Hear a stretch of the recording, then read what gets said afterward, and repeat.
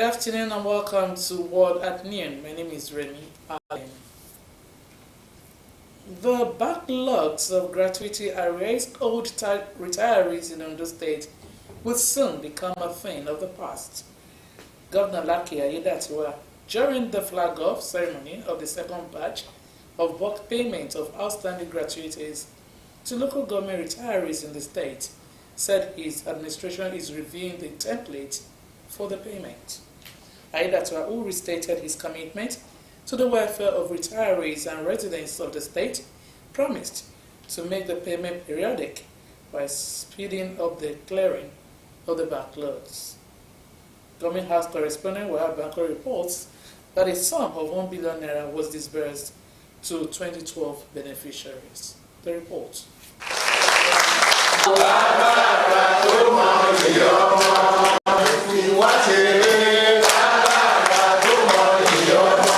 That sums up the mood of 2012 local government retirees in Ondo State, following the decision of Governor Lucky Aiyedatiwa to pay their outstanding gratuities. For many years, the people had hoped for a day like this, and this moment is defining. Thank you, sir. For the commissioner in charge of local government and chieftaincy affairs, Amidu Takuro, the event was a testament to the commitment of Governor Aiyedatiwa to bring an end to the hardship being faced by senior citizens after many years of meritorious service. Almost a year ago, you called us that the surveillance of our pensioners that is creating a lot of disaffection in your hearts, that you want that we must go and look at how we can end this pace, that we must start saving money for the brilliant. Ondo State Head of Service, Mr. Bayo Philip, who pointed out the challenges associated with payment of arrears of gratuity, described the governor's action godly and divine.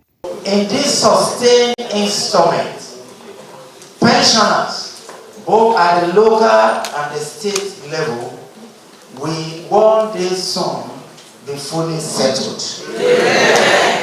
Governor Lucky Aiyedatiwa renewed his determination to making life more worth living for inhabitants of the state, said no efforts will be spared to promote the welfare of retirees and residents of the state. Aiyedatiwa, who noted the need to review the template for payment of outstanding gratuities, said the process is guided by transparency, fairness, and equity. This particular batch will predominantly capture retirees of year 2012, while the leftover arrears of the preceding years will also be wholly settled.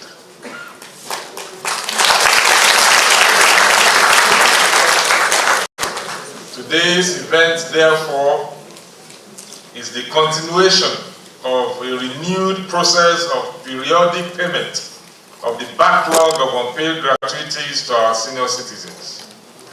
To our administration, the welfare of our retirees is non-negotiable. The governor congratulated the beneficiaries and advised them to use the resources judiciously, with a promise to make the payment periodic. By this, we are changing that narrative. It is not until you are connected. It is not until you know those who are in the corridor of power. You have patiently waited to this time and today. You are getting yours without being connected. Even though you are all connected with me.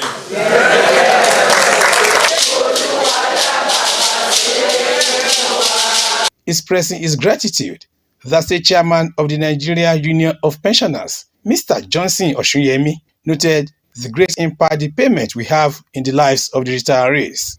He thanked the governor for putting smiles on the faces of the senior citizens. The event also featured special prayers for Governor Aiyedatiwa and his administration. Some of the beneficiaries appreciated the governor for changing their narratives for better. Wahab Bankole, Osrc News. As part of activities lined up for the 2024 Isikon Day celebration, the Rally Obalua Gbenga Ojo has paid a visit to Ondo State Radio Vision Corporation. The Isikan monarch, who led the Rally Point Council to the headquarters of the state-owned broadcast outfit, appreciated staff and management for making their platforms a reliable source for accurate information promotion of indigenous culture. Osrc Zaid Aribisala reports that Oba Oluwagbemiga Ojo was received by the chairman, Mr. Kunle Adebayo, and his team. It's a grand arrival of the Rally Point Council to the headquarters of Ondo State Radio Vision Corporation. The visit of the monarch, Oba Oluwagbemiga Olofin Ademula Aruwolase III, and his retinue of chiefs, as well as his cabinet members, marked an epical moment for the state-owned stations. Oba Oluwagbemiga Olofin Ademula exchanged pleasantries with the chairman Osrc and went on to commend the leadership and staff of the corporation for quality broadcasting. The rally said the position of Osrc to propagating cultural values and development contributed to his decision to visit and inform the management of the 2-week-long activities for Isikan Day 2024. Information is power, and if you don't give correct information, people might be misled. But this organization has been doing their best in doing what is right by giving correct information to the people. We came to commend them and to intimidate them about their plans for the forthcoming Isikan Day that will be coming up on the 20th day. Majorly. Osrc chairman Kunle Adebayo described the royal visit as commendable, appreciating the monarch and the Isikan people for supporting Governor Lucky Aiyedatiwa's development initiatives. It's the first royal visit of any monarch to our facilities in the last 7 years. Any monarch of a first-class standing, and it came with the full paraphernalia of this tour. And so we felt very happy, very excited to have received that caliber of royal father who has come to say thank you to us, who has come to appreciate our service to the community, who has come to thank us and to show solidarity with us for the works that this corporation is doing in service of the people of Ondo State. We think we are excited. And we believe it's a big part at the back for us to do even more. After the boardroom engagement, Mr. Adebayo conducted the Rally Point Council to the studio of Orange 94.5 FM, where the monarch featured on the program. I want to use this medium to invite all sons and daughters of Isikan, both and diasporas and at home, to come home their numbers to partake in this very special event. You know, it will not come up every year. It's once in 3 years. Oba Oluwagbemiga Olofin Ademula also visited the Sunshine 96.5 FM studio, where he spoke on how Isikan came to be. Isikan jẹ́ ìlú tí Ọlọ́run fún rẹ̀ tó dá sí orílẹ̀-èdè ayé.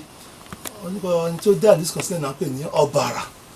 Ọ̀bàrà yìí awo ni lóde ọ̀run. Isikan Day 2024 will feature health outreach, empowerment of indigents, celebration of individuals who have contributed to the town's development, among others. Sahid Aribisala, Osrc News. The management of the Nigerian Education Loan Fund says 12 state government-owned tertiary institutions have been onboarded to the student loan application pool. According to the head of media and public relations of the fund, Nasir Ayitogo, the onboarding followed the successful submission and verification of data completeness. He stated that the total number of participating state government-owned tertiary institutions has now increased from initial 36 to 48.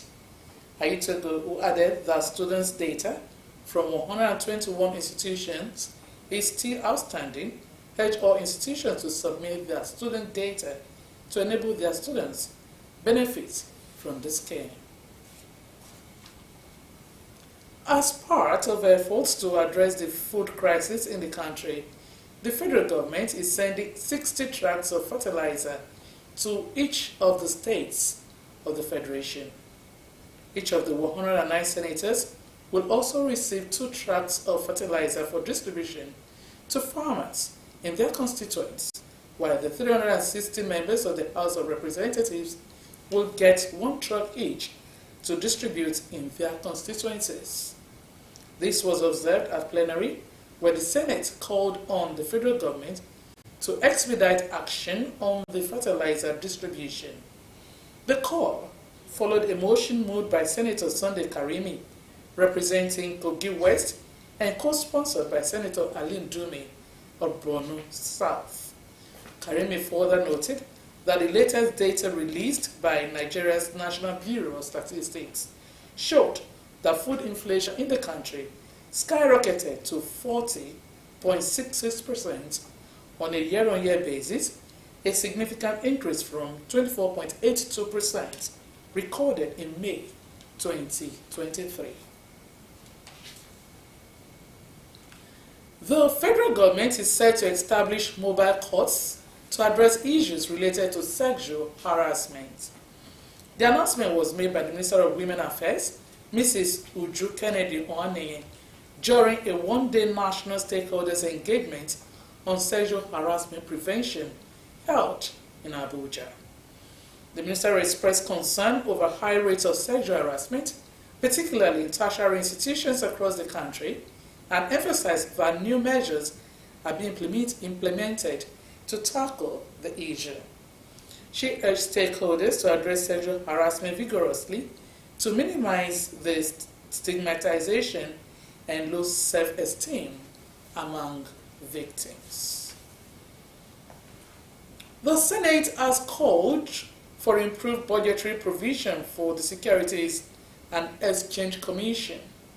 The chairman of the Senate Committee on Capital Market, Osita Ezunaso, 2.4 billion naira allocated to the commission in the 2024 budget was inadequate, given the importance of the commission to the nation's prosperity. He spoke when the Director General of the Commission, Emomotimi Agama, appeared before the committee to defend the Commission's 2024 budget. Izunaso also tasked the Commission on financial literacy, calling on the management to provide an item in the budget to deal with financial literacy. The House of Representatives has threatened to withhold the annual budgetary appropriation of the 6 area councils in the FCT for failing to honor the invitation of relevant standards. The resolution followed the refusal of the chairman of area councils to appear before the joint House committees on FCT area councils and ancillary matters. The lawmakers will resolve to summon the FCT Minister of State and chairman of the 6 FCT area councils, mandated them to appear before the joint committees on Tuesday next week. The chairman of the committee, Frederick Agbedi, maintained that the failure to appear was unacceptable. Sudan's military is facing its biggest challenge since the conflict began. The RSF has been making gains in several parts of the country, most recently in the Darfur region. Omoshilola Adesoye Ajayi has details. This is a daily scene in the city of Nduma, where the Sudanese army has shown its best since fighting with the Rapid Support Forces began last year, while the RSF has maintained control in most of the 2 cities of Khartoum and Bahir. The army has managed to push them out of the entire city of Nduma, except for a few enclaves, an achievement they never cease to celebrate.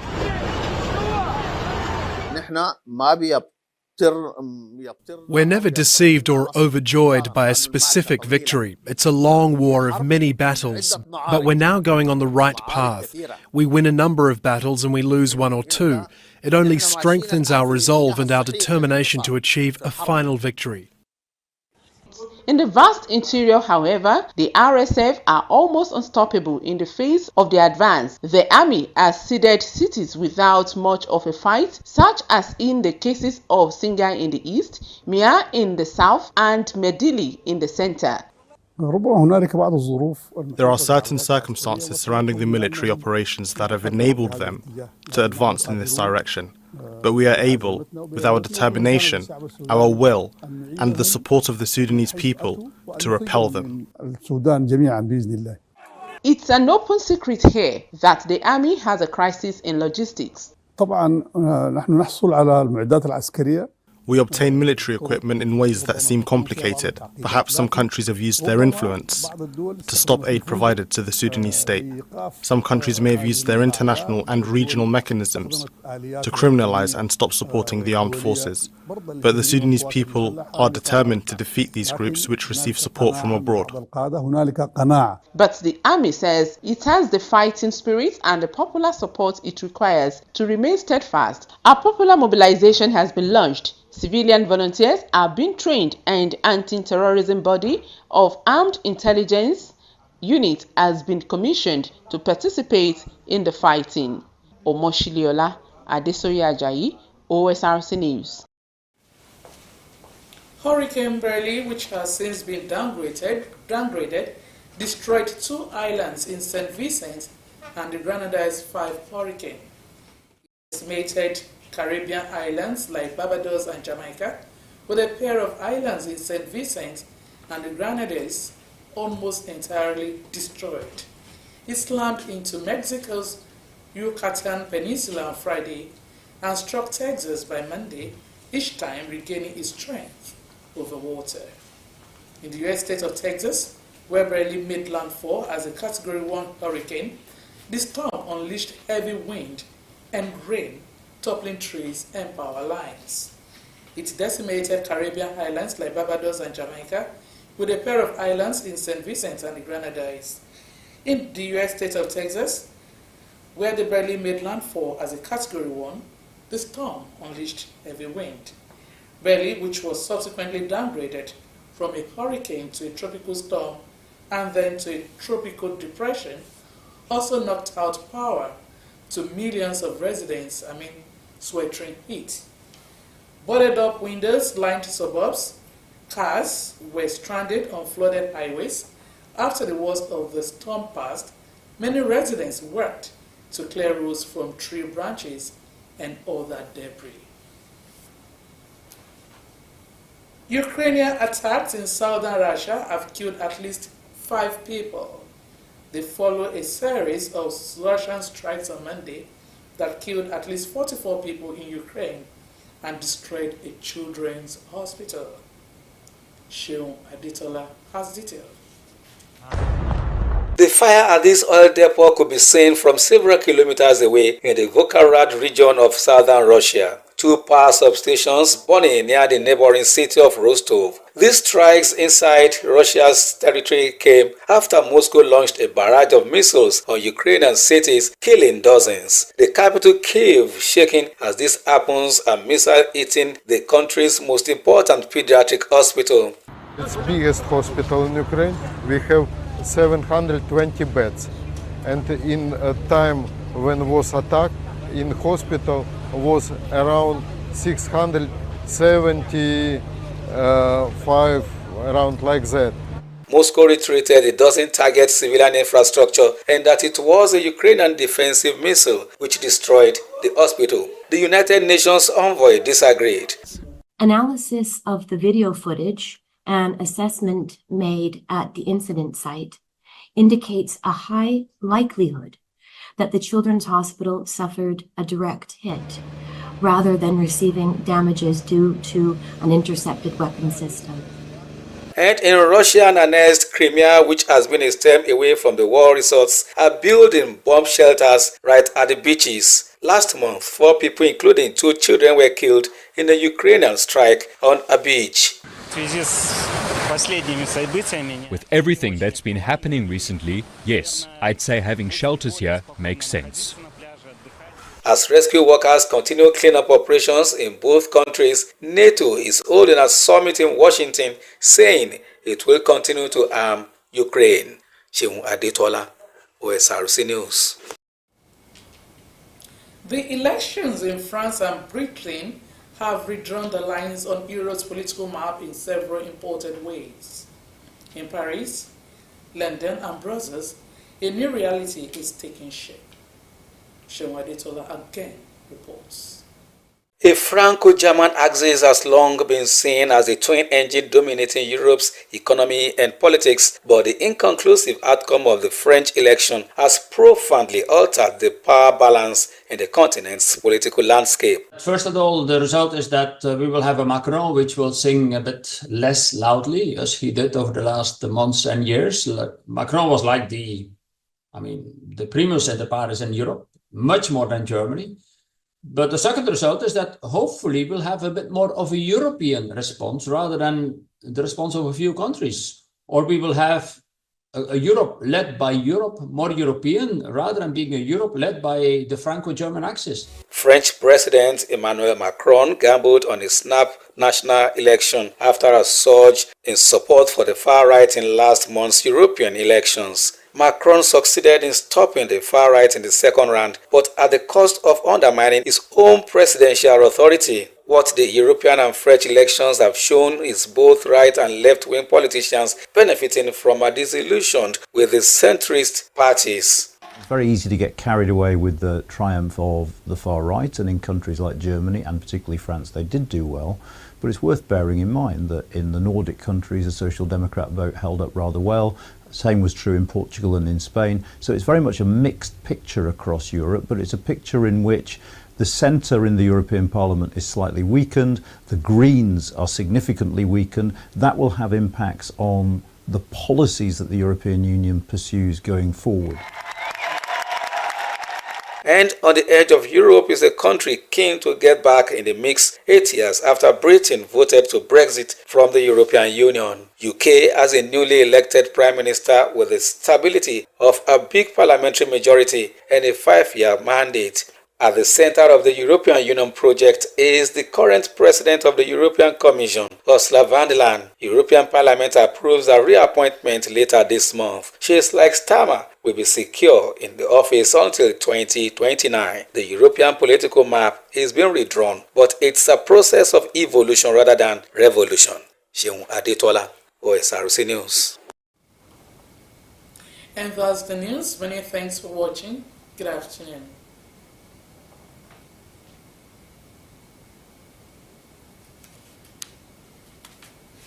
Go.